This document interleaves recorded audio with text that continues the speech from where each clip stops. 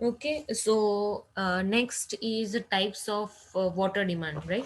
So, what are the types of water demand? First of all, water demand topic, right? While the designing the basically the water supply scheme for the town or the city, it is necessary to determine the total quantity of water required for various purposes by the city.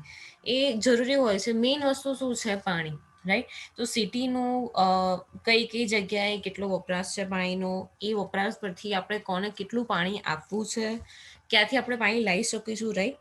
So first duty as an engineer is to determine the water demand of the town or the city, then find out the suitable water sources from where the demand can be met.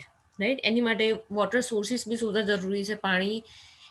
પાણી ક્યાંથી આવે છે, કયા કયાના sources છે, right? પછી એ પાણીનું જે treatment કરવાની પ્રોસેસ છે, કે ત્યાંથી પછી એને કેવી રીતે ડિસ્ટ્રીબ્યુટ કરીશું, એ બધું જ શું કહેવાય, એક સિસ્ટમ છે, water supply system, right?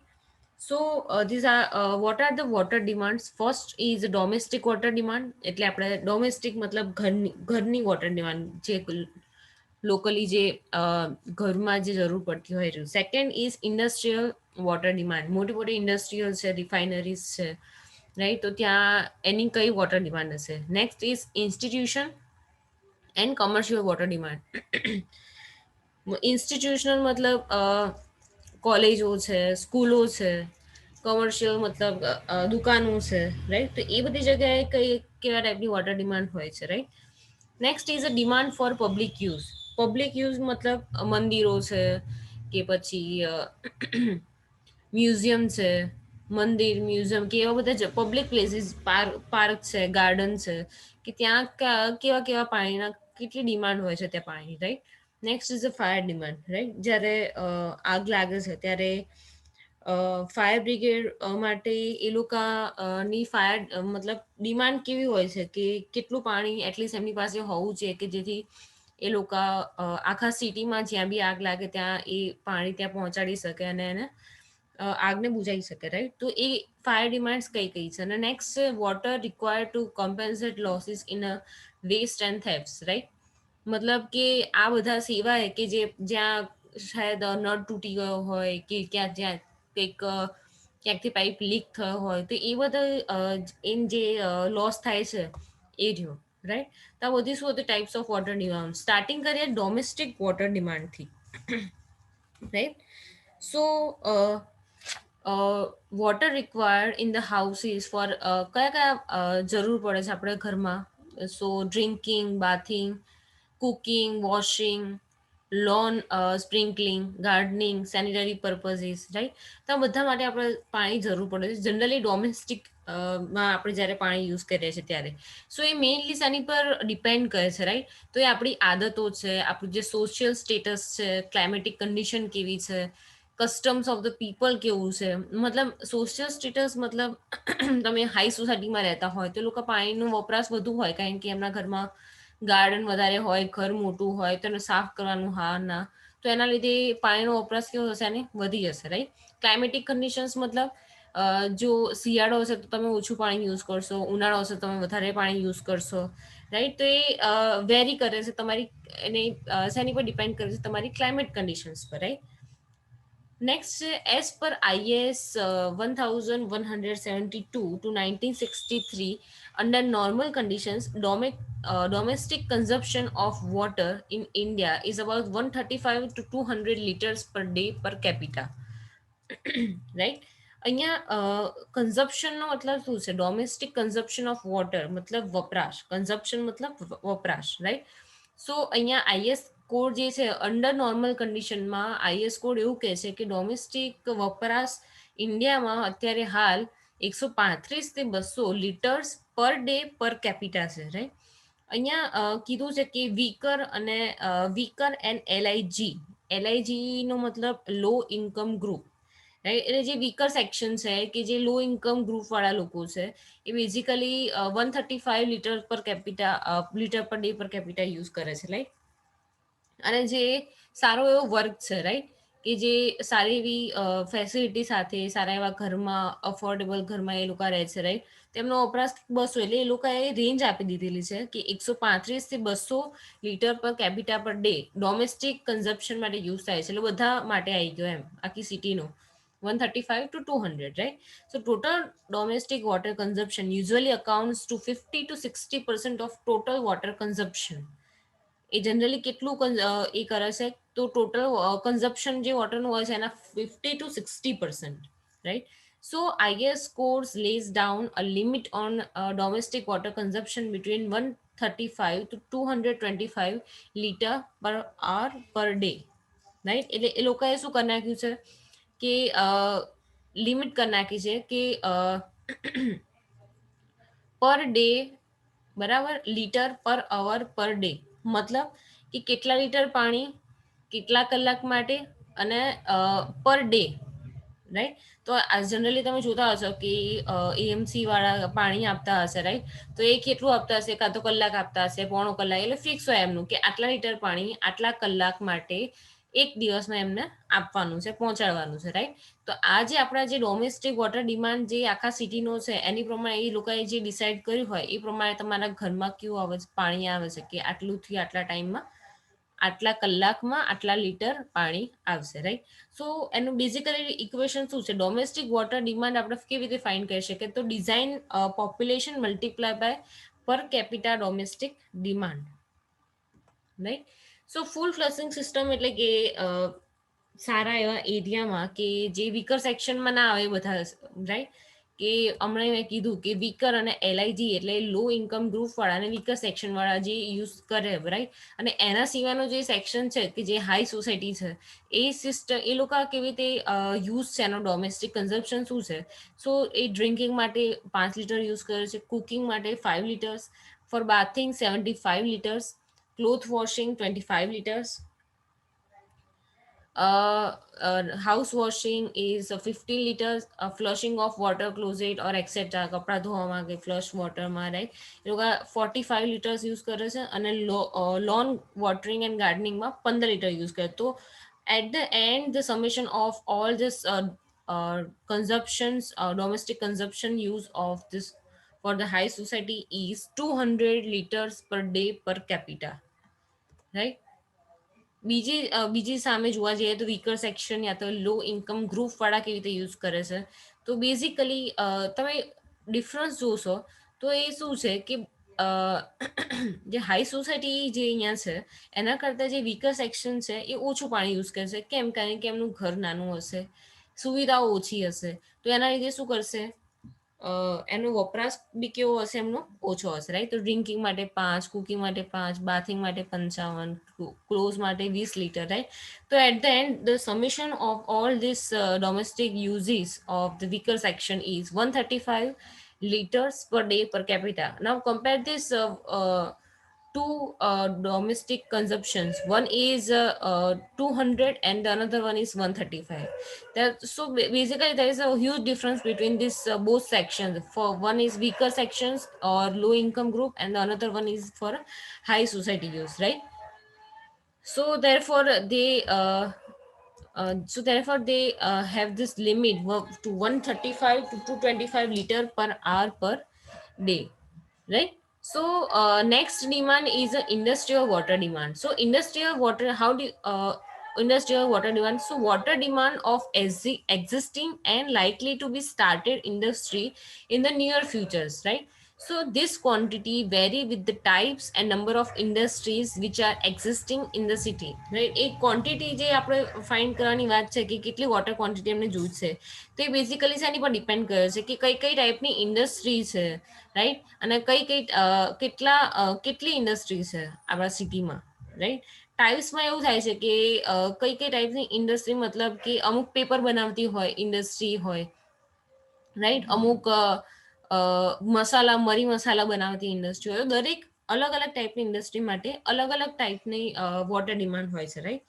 So per capita consumption on account of industrial needs is generally taken as a 50 liter per hour per day, right. So in industrial city these demands may be high as 450 liter per capita per day, right? So you need to see this difference, right? The water required by the factories, paper mills, clothes mills, cotton mills, breweries, sugar refineries etc comes under industrial use and basically depend કરે છે કે કયા ટાઈપની factory છે, right? The quantity of water demand for industrial purpose is about 20 to 25% of total water demand of the city. જે આપણી total water demand જે છે સિટીની એના 20 to 25% યુઝ છે, right? એટલી એની ડિમાન્ડ છે, right? So we take an example, suppose automobile industry હોય તો એનું કેવી રીતે એની વોટર ડિમાન્ડ શું હશે? સો ઓટોમોબાઈલ માટે 40 કિલોલીટર પર વ્હીકલ હશે, પેપર્સ માટે 200 to 400 kiloliter per ton, petroleum refinery is 1 to 2 kiloliter per tons of crudes, for steel 200 to 250 kiloliter per ton. For distillery, there is a 122 to 170 kiloliter per kiloliter. In textile, 80 to 140 kiloliter per tons of goods. And special quality of paper, there are between water demand is between 400 to 1000 kiloliter per ton, right? So basically and next is university institution, commercial buildings and commercial centers, including offices, buildings, warehouses, stores, hotels, shopping centers, health centers, school, temple, cinema houses, railway and bus stations etc comes under this category, right? So on an average this value is taken as 20 liter per hour per day, and for highly commercialized cities it may be 50 liter per capita per demand, right? So any value change થતી રહેશે કે જ્યાં એની demand વધારે હશે ત્યાં વધારે use થશે અને જ્યાં એની ડિમાન્ડ ઓછી હશે ત્યાં ઓછું યુઝ થતું હશે, રાઈટ? સો ઇન્ડિવિજ્યુઅલ વોટર રિક્વાયરમેન્ટ કઈ કઈ હોય છે? ટાઈપ્સ ઓફ ઇન્સ્ટિટ્યુશનમાં જોવા જઈએ યા તો કમર્શિયલ એસ્ટાબ્લિશમેન્ટમાં જોવા જઈએ તો, રાઈટ? સો ઓફિસીસ અહીંયા બધી જે આપેલી છે લીટર પર અવર પર ડેના હિસાબથી આપેલી છે, રાઈટ? સો ઓફિસીસ માટે offices is 45 to 90, hostels is for 135 to 180, for restaurant 70 per seat. There are different types of in school. Suppose in a day school there are 45 to 90, for residential school 135 to 225 liter per hour per day. Factories have also this both type of factories. First one is where bathrooms are provided. In that case the average demand is between 45 to 90 liter per hour per day, and where no bathrooms are provided in the factory then its use is 30 to 60 liter per hour per day. In hospitals, including laundry, if it's less than 100 beds available in the hospital, then average demand is 340 per bed. And if more than 100 beds available, then its average demand is 450 per bed, right? Next is nursing homes and medical quarters, right? So that average demand is between 135 to 225 liter per hour per day. In cinema halls 50, airport 70, and railway station is 23 to 70 liter per hour per day. So these all are this types of institution or commercials which have an average demand in liter per hour per day. Next is the demand for public use. So, quantity of water required for public utility purpose, such as washing and sprinkling on the roads, cleaning of sewers, watering of public parks, gardens, public fountains, etc. So, comes under this, all are comes under this public demand, right?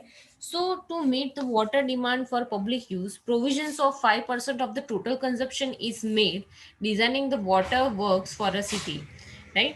So a figure of 10 liter per capita per day is usually added. So the requirement of water for public utility shall be taken as First of all, starting with the serial number and then its purpose of water and its requirements. So for the public parks, the requirement is 1.4 liter per meter square per day, right? For street washing, there is between 1 to 1.5 liter per meter square per day. For sewer cleaning, right, it's between 4.5 liters per head per day. Next is fire demand. So during the fire breakdown, large quantity of water is required for throwing it over the fire to extinguish it, right? So therefore, provision is made in the water work to supply the sufficient quantity of water to keep as a reserve in the water mains for this purpose. Right. So for fire hydrants are usually fitted in the water mains at about 100 to 150 meter apart, right? And firefighting pump is fitted to it in case of fires. So this pumps throws water at a very high pressure, and the pressure available at a fire hydrant be of order of 100 to 150 kilometer per meter square, should be maintained even after 4 to 5 hours of constant use. Right, તમે 4 થી 5 કલાક માટે આને constant use કરી શકો છો. અને જે પંપ જ્યાંથી આપણે પાણી થ્રો કરીએ છીએ એ બહુ જ હાઈ પ્રેશરનું હોય છે, તમે જોયું હશે ઘણી જગ્યાએ, રાઈટ. સો એનું પ્રેશર્સ કેટલું હશે તો કે 100 to 150 કિલોમીટર પર મીટર સ્ક્વેર, અને એની કેપેબિલિટી છે કે 4 થી 5 કલાક માટે કોન્સ્ટન્ટલી આપણે એને યુઝ કરી શકીએ છીએ, right. So three system jets are simultaneously thrown from each fire hydrant, right? One on the burning properties, one each on adjacent property on either side of the burning property, right? So the discharge of each stream should be 1100 liter per minute. So here, the per capita fire demand is generally ignored while computing total per capita demand. So kiloliter of water required is equal to definition is 100 under root P multiplied by P. Here, the kiloliter of water required equation is equal to 100 under root of P, where P is equal to population in thousands, right? So the quantity of water required for firefighting is generally calculated by using different empirical formulas, right? So there are I think in your book 3 or 4 formulas given. Here we're talking about one single formula, which is for Indian conditions. Cushing formulas gives satisfactory result, right? So it means that Q is equal to quantity of water required in liters per minute, right? Where P is equal to population in thousands, right? So uh, Cushing's formula is Q is equal to 3182 under root of P, which is population of town, right? So here, for residential cities, generally follow what are the fire demands should be adopted, right? So for town having low buildings has 2200 liters per minute. For town having a higher buildings, it's 4500 liter per minute. For costly colonies or valuable markets and public uses, it's between 7650 to 13,500 liters per minute. And at the end, for three-story densely populated colonies, up to 27,000 liters per minute. This all are the fire demands adopted while using in such different types of areas. Right. Next is losses and waste. So losses due to defective pipe joints, cracked and broken pipes, faulty valves and fittings. Right. So losses due to continuous wastage of water, losses due to unauthorized and illegal connection, and at the end, while estimating the total quantity of water of the town, allowance of 50% of total quantity of water is made for compensation for losses, thefts, and waste of water. Right? કે જે આપણે generally consider કરતા હોય છે કે total quantity of water જે હોય છે એના 15% શેમાં જતું રહેશે?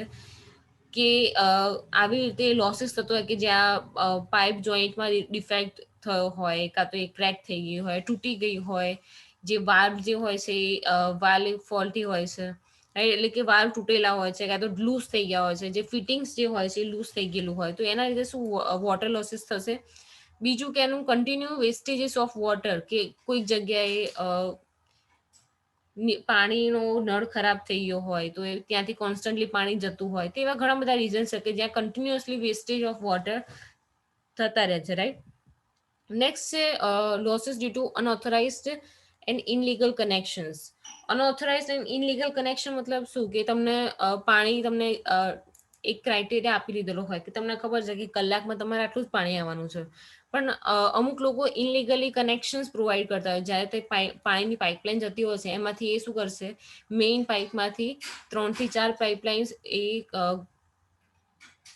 ઇન્સ્ટોલ કરીને અને પાણીનો જે યુઝ જે છે એ વધારી દેશે, કે જેના લીધે શું થશે કે પાણીનો લોસ થશે, રાઈટ? સો બેઝિકલી બધા ટાઈપના આપણે અહીંયા અત્યાર સુધીના ભણી લીધા કે કઈ કઈ વોટર ડિમાન્ડ છે, રાઈટ? સો આટલે સુધી આપણે રાખીએ. નેક્સ્ટ આપણે કન્ટિન્યુ કરીશું આવતા મંગળવારે, રાઈટ? તો તમને આમાં જો કોઈ પણ ડાઉટ હોય તો તમે મને અહીંયા પૂછી શકો છો. સિમ્પલ ચેપ્ટર છે, એકદમ સિમ્પલ છે. તમારે કોઈ બી બુકમાં તમે જોશો, કોઈ બી નેટ પર તમે જોશો, તમને ઇઝીલી બધી જગ્યાએ અવેલેબલ છે, રાઈટ? અને એન્વાયરમેન્ટલ સબ્જેક્ટ એવું છે કે એમાં કશું ખબર પડે એવું છે જ નહીં, કોઈ ડિફિકલ્ટ વસ્તુ નથી. બધું જ ઓલમોસ્ટ થિયરેટિકલી તમને બધું આપેલું છે. અને જે આપણી આસપાસ થાય છે એન્વાયરમેન્ટલમાં, એન્જિનિયરિંગમાં જે ફેરફાર થાય છે, હા કે ના, એ બધું જ બેઝિકલી આપેલું છે. એટલે તમને સમજવામાં કોઈ પ્રોબ્લેમ થશે નહીં. સો ઇન ધેટ કેસ જો તમને કોઈ ના ખબર પડતી હોય તો તમે મને પૂછી શકો છો.